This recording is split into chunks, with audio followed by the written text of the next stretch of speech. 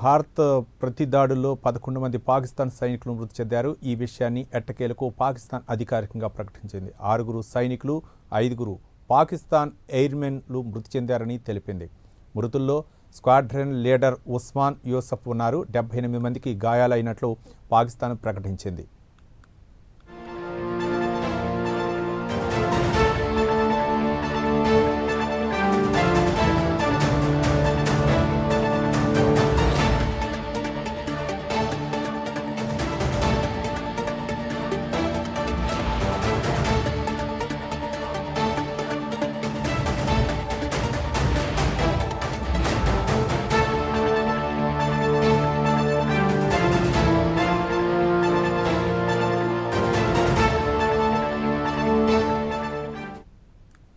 భారత్ ప్రతిదాడిలో 11 మంది పాకిస్తాన్ సైనికులు మృతి చెందారు. ఈ విషయాన్ని ఎట్టకేలకు పాకిస్తాన్ అధికారికంగా ప్రకటించింది.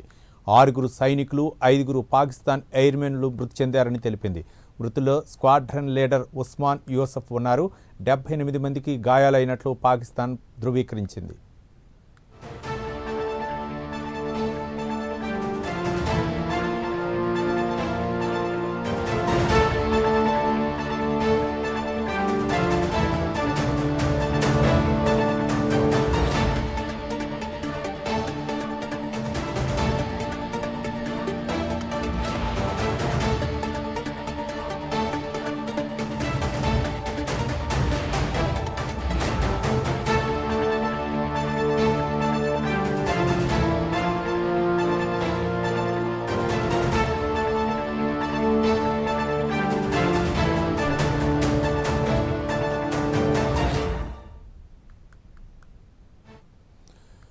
భారత్ ప్రతిదాడుల్లో 11 మంది పాకిస్తాన్ సైనికులు మృతి చెందారు. ఈ విషయాన్ని ఎట్టకేలకు పాకిస్తాన్ అధికారికంగా ప్రకటించింది. 6 సైనికులు, 5 పాకిస్తాన్ ఎయిర్మెన్లు మృతి చెందారని తెలిపింది.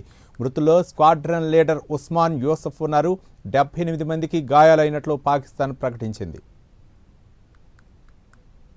దీనిపై మరింత సమాచారం మా కరెస్పాండెంట్ రాజ్ కుమార్ ఫోన్ లైన్లో అందిస్తారు. రాజ్ కుమార్, అంటే ముఖ్యంగా ఏదైతే పాకిస్తాన్ ఇండియా మధ్య జరుగుతున్నటువంటి ఈ యుద్ధ వాతావరణం ఏదైతే ఉందో, యుద్ధ వాతావరణానికి సంబంధించి కూడా పూర్తి స్థాయిలో పాకిస్తాన్ భారత్ మధ్య జరిగినటువంటి యుద్ధ వాతావరణంలో దాదాపుగా 11 మంది పాకిస్తాన్ సైనికులు మృతి చెందినట్టుగా చెప్తా ఉంది. ఎటకేలకు అధికారికంగా పాకిస్తాన్ అయితే ప్రకటించినటువంటి నేపథ్యంలో 6 సైనికులకు సంబంధించి 5-6 పాకిస్తాన్ ఎయిర్మెన్లు కూడా దాదాపుగా మృతి చెందినట్టు కూడా తెలుస్తుంది. ఈ క్రమంలో మృతుల్లో దాదాపుగా స్క్వాడ్రన్ కి సంబంధించినటువంటి లీడర్ ఉస్మాన్ యూసఫ్ తో పాటు 78 మందికి గాయాలైనట్టు కూడా పాకిస్తాన్ ప్రకటించినట్టు తెలుస్తుంది. ఈ క్రమంలో భారత సైన్యం మాత్రం దీన్ని పూర్తి స్థాయిలో తిప్పికొట్టినటువంటి నేపథ్యంలో ఏదైతే పాకిస్తాన్ పెద్ద ఎత్తున జరిపినటువంటి కాల్పుల్లో భారత్ దాన్ని సమర్థంగా తిప్పికొట్టింది. ఇప్పటికే బార్డర్ అదేవిధంగా ఎల్ఓసి ప్రాంతాల్లో ఏదైతే ఉద్రిక్త వాతావరణాలు, ఈ ఉద్రిక్త పరిస్థితులు ఏవైతే ఉన్నాయో ఈ పరిస్థితులకు సంబంధించి కూడా పూర్తి స్థాయిలో ఏదైతే భారత పాకిస్తాన్ మధ్య జరిగినటువంటి యుద్ధ వాతావరణంతో కూడా పూర్తి కూడా బోర్డర్ లో ఉన్నటువంటి ప్రజలను ఎప్పటికప్పుడు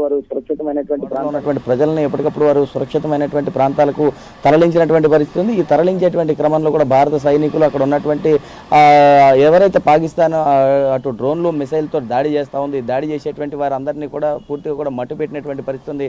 గతంలో ఆపరేషన్ సింధూర్ పేరుతో ఇప్పటికే దాదాపుగా అనేక మంది ఉగ్ర మూకలను అదేవిధంగా ఉగ్ర స్థావరాలను భారత సైన్యం సమూలంగా నిర్మూలన చేసినటువంటి పరిస్థితి. ఈ క్రమంలో అటు నిన్న ప్రధాని మోడీ చేసినటువంటి ఈ ఏదైతే స్పీచ్ భారతదేశంలోనూ అటు త్రివిధ దళాల్లో కూడా చాలా స్ఫూర్తిదాయకంగా స్ఫూర్తి నింపినటువంటి పరిస్థితి ఉంది. ఈ క్రమంలో పూర్తి స్థాయిలో కూడా పాకిస్తాన్ ఇవాళ అధికారికంగా రిలీజ్ చేసినటువంటి ఈ ఏదైతే ఈ గణాంకాలు ఏవైతే ఉన్నాయో పూర్తి స్థాయిలో పాకిస్తాన్ ఆర్మీని ఏ విధంగా అటు భారత సైన్యం తిప్పికొట్టింది అనేటువంటి విధంగా దాదాపుగా 78 మంది పైచిలుకు మందికి గాయాలైనట్లు కూడా తెలుస్తోంది. ఇటు 11 మంది సైనికులు కూడా వారు పాకిస్తాన్ ఆర్మీలో మృతి చెందినట్లు కూడా అధికారికంగా ప్రకటించింది. కాబట్టి చూడాలి ఇంకా ఎటువంటి జరిగినా కూడా భారత సమర్థవంతంగా తిప్పికొట్టడానికి సిద్ధంగా ఉన్నట్టు కూడా మోడీ చాలా బలంగా చెప్పినటువంటి పరిస్థితి. ఈ క్రమంలో పూర్తి స్థాయిలో కూడా అటు మోడీ ఏదైతే మాట్లాడినటువంటి తర్వాత మోడీ చేసినటువంటి వ్యాఖ్యల అనంతరం కూడా పూర్తి స్థాయిలో అటు సైన్యానికి బలం చేకూర్చింది. ఏ విధంగా త్రివిధ దళాలకు అన్ని రకాలుగా కూడా అటు కేంద్ర రాష్ట్ర ప్రభుత్వాలు అన్ని కూడా సహకరిస్తాయి. పూర్తి స్థాయిలో వారికి అన్ని రకాలుగా మద్దతు తెలుపుతూ ఉంటాం, వారి కుటుంబాలకు అండగా ఉంటాం. ఏదైతే ఎల్ఓసీను అటు పీఓకే ఇవైతే ఉన్నాయో ఈ పాకిస్తాన్ ఆక్యుపైడ్ కాశ్మీర్ ఏదైతే ఉందో ఈ పాకిస్తాన్ ఆక్యుపైడ్ కాశ్మీర్కి సంబంధించి పూర్తి స్థాయిలో దానిపైన చర్చలు జరుగుతుంది తప్ప ఎలాంటి విషయాల్లో పూర్తి స్థాయిలో చర్చలు జరిపేటువంటి అవకాశం లేదనేది కూడా చాలా స్పష్టంగా నిన్న మోడీ చెప్పినటువంటి క్రమంలో ఈ రోజు పాకిస్తాన్ అధికంగా చేయాల్సినటువంటి లెక్కలు ఎప్పటికైనా పాకిస్తాన్ తన వంకర బుద్ధిని మార్చుకోవాలనేది అటు అందరూ చేస్తున్నటువంటి పరిస్థితిగా ఉంది కాబట్టి చూడాలి ఏ విధంగా ఇంకా ఈ విషయాలపైన కూడా ముందుకెళ్తారని కూడా వేచి చూడాల్సినటువంటి అంశం ఉంది. రవి.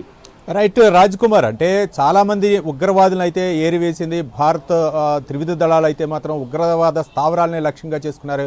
మరోపక్క మన అంటే వైమానిక దళాలను అవ్వచ్చు డ్రోన్లతోటి చాలా కూడా అంతమొందించడానికి డ్రోన్ల ప్రయోగం కూడా చేసింది పాకిస్తాన్. ఈ నేపథ్యంలోనే ప్రతిదాడిగా భారత్ అయితే మాత్రం ఈ దాడులు చేసింది. ఈ దాడిలో 11 మంది పాకిస్తాన్కి సంబంధించినటువంటి సైనికులు అయితే మాత్రం మరణించినట్లు తెలుస్తుంది. ఇంకా ఎక్కువగా ఉండే అవకాశాలు ఉన్నాయి అనుకోవచ్చా, లేకపోతే పాకిస్తాన్ దాచిపెట్టే ధోరణి అవలంబిస్తుంది అనుకోవచ్చా రాజ్ కుమార్?